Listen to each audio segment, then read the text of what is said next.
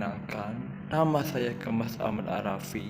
Saya berasal dari Fakultas Keguruan dan Ilmu Pendidikan, Program Studi Pendidikan Bahasa dan Sastra Indonesia. Hadirin semua, selamat pagi para murid kelas 9 yang kelak akan menjadi penerus bangsa.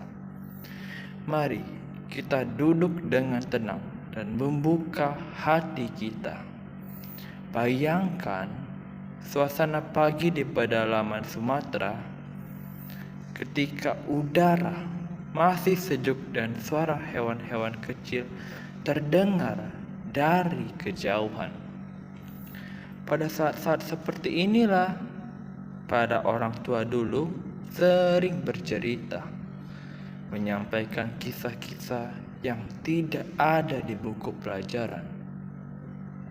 Pagi ini saya ingin mengajak kalian kembali ke masa lalu, ke zaman ketika manusia hidup berdampingan dengan hal-hal yang tidak terlihat.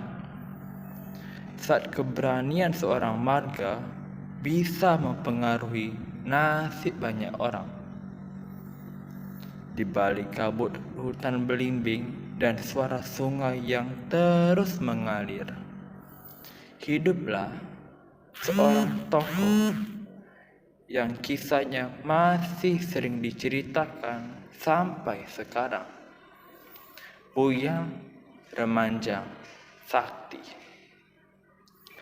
sosok yang kelak dikenal sebagai Reye Dingding, pelindung rakyat dari kegelapan. Mari kita mulai dan kita buka kembali tirai waktu itu dan menyimak kisah tentang keberanian yang tak pernah padam. Dongeng Buyang Remanjang Sakti. Pada masa yang sangat lampau, jauh sebelum negeri-negeri memiliki nama seperti sekarang, hiduplah seorang tokoh sakti yang amat masyhur. Dialah Buyang Remanjang Sakti yang kelak diberi gelar Reye Dingding, pelindung dari segala malapetaka. Namanya bergema di tanah Lematang, Belide hingga Talang Ubi, di seluruh daerah yang dahulu disebut Kabupaten Liot. Konon kisah kepuyangannya bermula dari seorang laki-laki sakti bernama Buyang Serampu Sakti. Ia datang dari sebuah kerajaan kecil di Banten yang diperintah oleh seorang penguasa bernama Bidik Nanggeling Nanggeliman. Kerajaan itu memiliki aturan aneh. Hanya 9 keluarga saja yang boleh tinggal di sana. Mereka yang lebih dari itu harus pergi. Maka berangkatlah Serampu Sakti bersama istrinya, dan setelah berhari-hari mengembara, sampailah mereka di tanah yang subur dan menenangkan hati. Tempat itu lalu dinamai Belimbing, dan disitulah mereka menetap serta membesarkan 4 anak.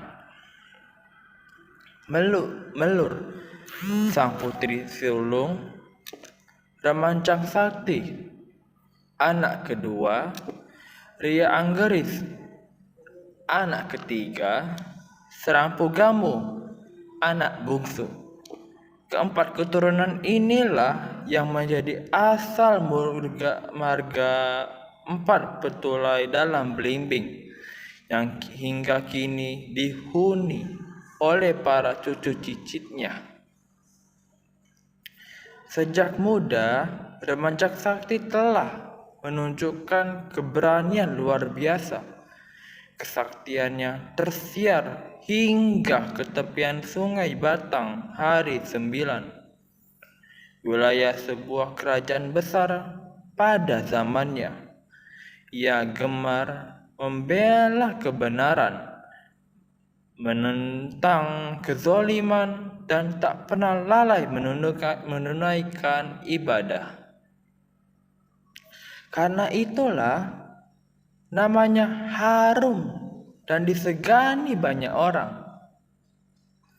Namun, pada masa itu negeri Palembang sedang dilanda malapetaka yang besar.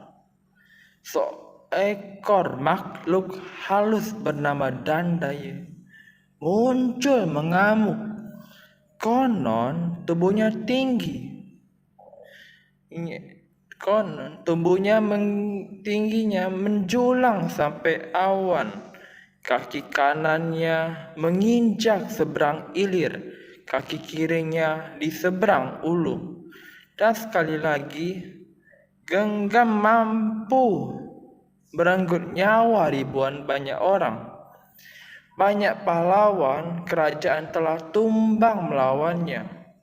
Sunan Palembang akhirnya mengumumkan, siapa saja yang dapat menaklukkan Dandai akan kukabulkan segala permintaannya. Kabar itu sampai ke telinga Serampu Sakti. Ia lalu memerintahkan putranya Ramanjang Sakti untuk berangkat membantu. Setibanya di hadapan Sunan, Ramanjang Sakti mengajukan 2 permintaan sebagai balas jasa bila ia berhasil. Yang pertama, agar kewajiban menyerahkan gadis-gadis cantik kepada Sunan harus dihapuskan. Yang kedua, agar upeti rakyat diperingankan. Sunan setuju. Maka berangkatlah Ramanjang Sakti. Setelah lebih dulu menunaikan sembahyang 2 rakaat memohon kekuatan dan perlindungan. Dari kejauhan bayangan Dandai sudah terlihat. Ketika makhluk itu mengamuk dan bumi bergetar, Ramanjang Sakti melompat tinggi, menyebut Bismillahirrahmanirrahim, lalu mendarat di bahu Dandai. Dengan sekali tebas, putuslah leher makhluk itu, dan tubuhnya jatuh melintang di sungai Musi. Saking panjangnya tubuh itu, sungai pun tertutup dan airnya meluap menjadi banjir yang besar. Itulah awal mula pasang surut sungai Musi, kata orang dahulu.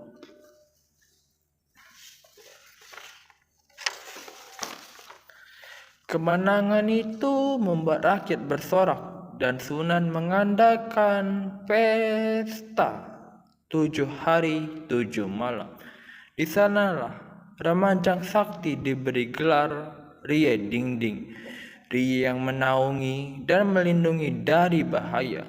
Sejak saat itulah ia terkenal sebagai pembunuh makhluk halus Dandai, sesuatu yang bahkan pahlawan terkuat pun tak sanggup lakukan. Tak lama setelah kembali ke Blimbing, tersiar kabar baru dari tanah Basema. Ditemukan sebuah benda yang aneh. Ada yang mengatakan bola labu raksasa, ada pula yang bilang semangka besar. Namun tak ada senjata yang mampu membelahnya. Maka diumumkan bahwa siapa yang bisa memecahkannya akan mendapatkan kehormatan yang besar. Ramanjang Sakti tertarik dan memohon izin ayahnya untuk berangkat. Setibanya di Basema, ia disambut sebagai tamu agung. Ia kembali sembahyang, mencari petunjuk, dan datanglah bisikan halus, ilham, bahwa benda itu cukup ditaruh dengan kuku saja. Maka dengan satu torehan tersekuku terjadinya itu, benda keramat itu terbelah dua. Di dalamnya terdapat seorang bayi kecil bercahaya yang kemudian dinamai Sukemilang Sakti, leluhur orang Basema. Hingga kini makamnya masih dipercaya berada di wilayah Basema. Setelah menyelesaikan tugasnya, Remancang Sakti pulang ke Marga 4, bertulai dalam Belimbing. Di sanalah pada akhir hayatnya ia wafat dengan tenang. Makamnya berada di muara Sungai Manau, Ulu Tanjung, tempat yang hingga kini dihormati sebagai jejak kepuyangannya. Begitulah kisah Puyang Remancang Sakti, sang Rie Dinding, pahlawan yang keberanian menaklukkan Dandai, kecerdasan membuka misteri Basema, dan keturunannya hidup berlanjut menjadi marga-marga besar di tanah Belimbing dan sekitarnya. Kisah yang baru saja kita dengarkan bukan sekadar cerita tentang seorang manusia sakti yang mengalahkan raksasa gaib. Di balik setiap langkah Puyang ke Remancang Sakti tersimpan pelajaran tentang bagaimana seseorang menjaga kehormatan diri dan kehormatan kaumnya. Ia tidak menantang makhluk halus demi nama atau pujian. Ia melakukannya karena tahu ada beban rakyat yang harus diringankan dan ketidakadilan yang harus diputus.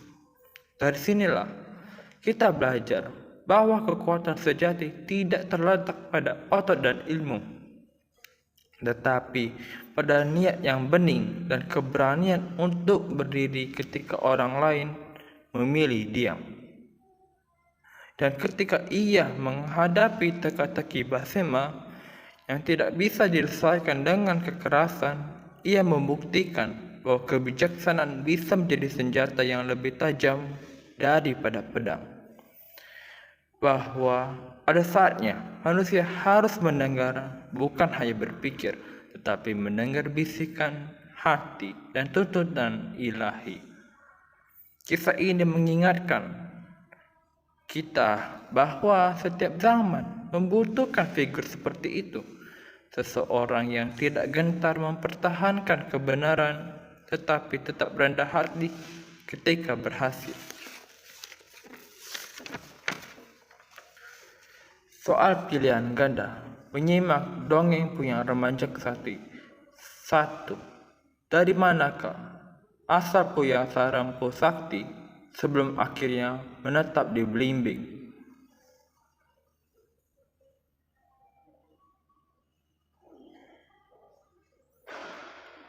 A. Palembang. B. Banten. C. Basema. D. Talang Ubi.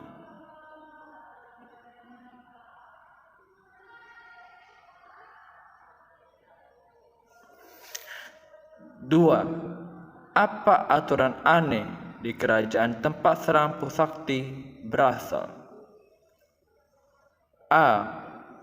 Tidak boleh membawa senjata. B. Hanya 9 keluarga yang boleh tinggal. C. Wajib memberikan UPT setiap bulan. D. Semua pendatang harus bekerja di istana.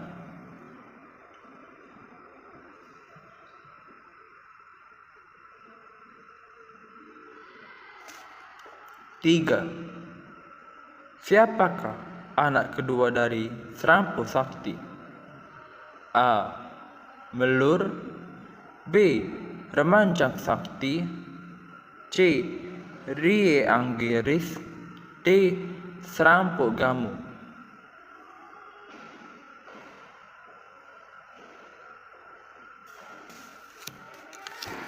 4. Mengapa Remancang Sakti terkenal dan dihormati sejak muda? A. Ia pandai berdagang. B. Ia mampu mengalahkan semua saudaranya. C. Ia berani membela kebenaran dan rajin beribadah. D. Ia memiliki kekuasaan tertinggi.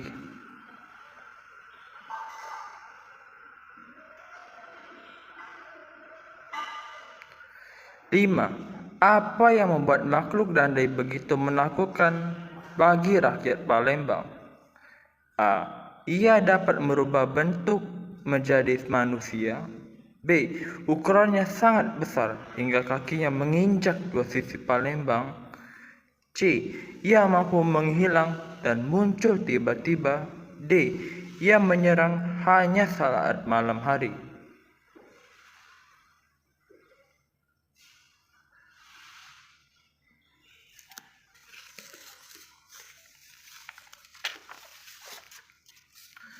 Enam.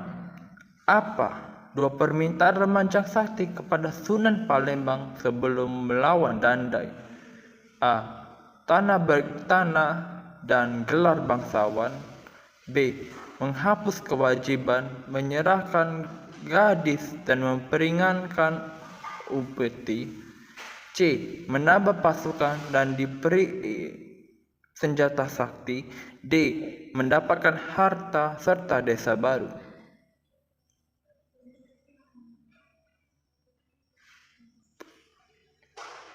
7. Bagaimana Remajang Sakti berhasil membunuh Dandai? A. Mengikatnya dengan rantai emas. B. Menenggelamkannya ke sungai Musi. C. Melompat ke bahunya dan menebas lehernya. D.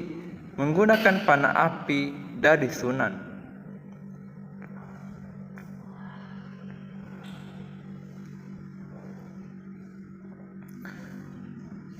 8. Mengapa Sungai Musi dikatakan memiliki pasang surut dalam kisah ini? A. Karena kutukan Sunan. B. Karena tubuh Dandai jatuh melintang di sungai. C. Karena pertarungan para pahlawan. D. Karena hujan deras 7 hari.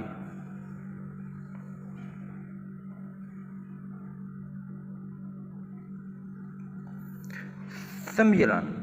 Apa benda misterius yang ditemukan di Tanah Basema? A. Batu bercahaya. B. Senjata kuno. C. Buah raksasa yang tak bisa dibela. D. Telur naga.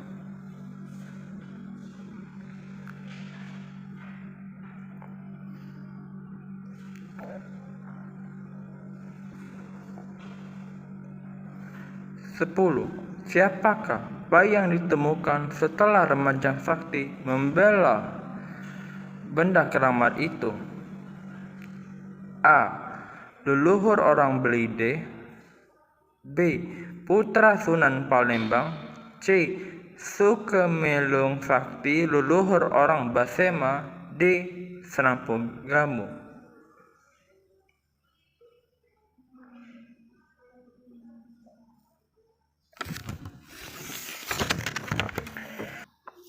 Dari Sungai Musi yang dulu meluap ketika Dandai tumbang, sampai lembah Basema yang menyimpan rahasia kelahiran Sukemulung, kita sudah mengikuti perjalanan seorang leluhur yang namanya tetap dikenang sampai sekarang.